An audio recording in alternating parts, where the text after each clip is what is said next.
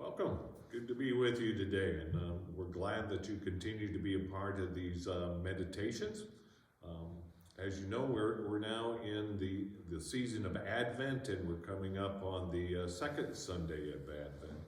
A couple announcements before we get started. One is if you would like to help us decorate our sanctuary with poinsettias in honor of somebody, we would like to know that by the 3rd of December, which is this Friday. And also, we continue to do angel gifts again this year.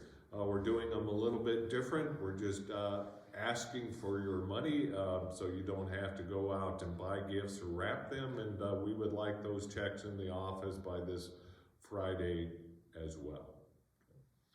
So in the season of Advent and Christmas and Epiphany, we're on this series of Close to Home.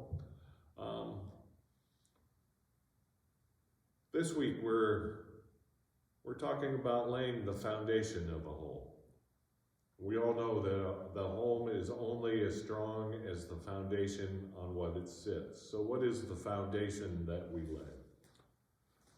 So in our lectionary readings this week, we're in the story of Zechariah and Elizabeth.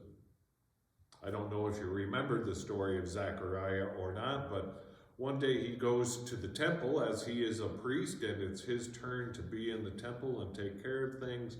And while he's at the temple, the angel Gabriel comes to him and says that he's going to be a father. Well, this surprises Zechariah because Zechariah and Elizabeth are quite old. Kind of like the Abraham and Sarai story. And Zechariah doesn't believe it, right? He doesn't believe in the impossibility that it's time for him to have a child, and so he has lost his imagination, and then he loses his voice, unable to speak about God possibilities anymore.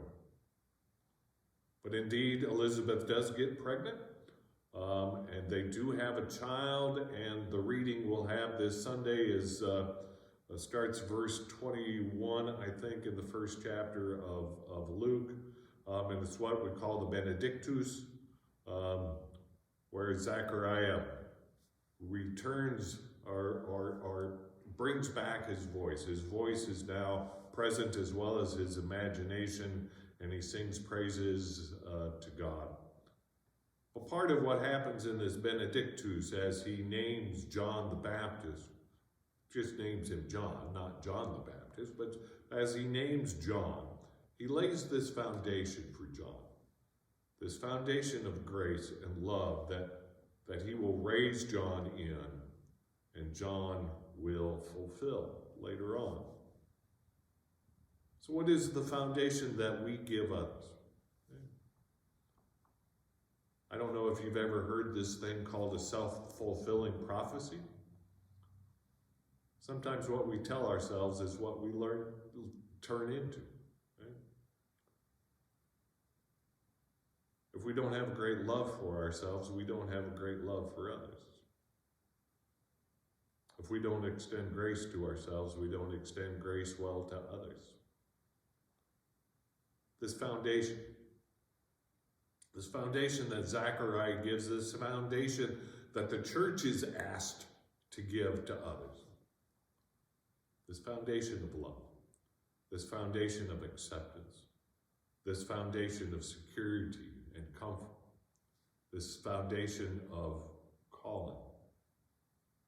That's where we find our peace. That's where we find our life. And as you growing up needed your folks to give you that foundation, that help into what you were called to be as you grew up in the church, and the church through the Sunday school teachers and Christmas programs and everything else gave you a foundation in which to live. It's now your turn to give that foundation to somebody else. People will turn into what we tell them they are.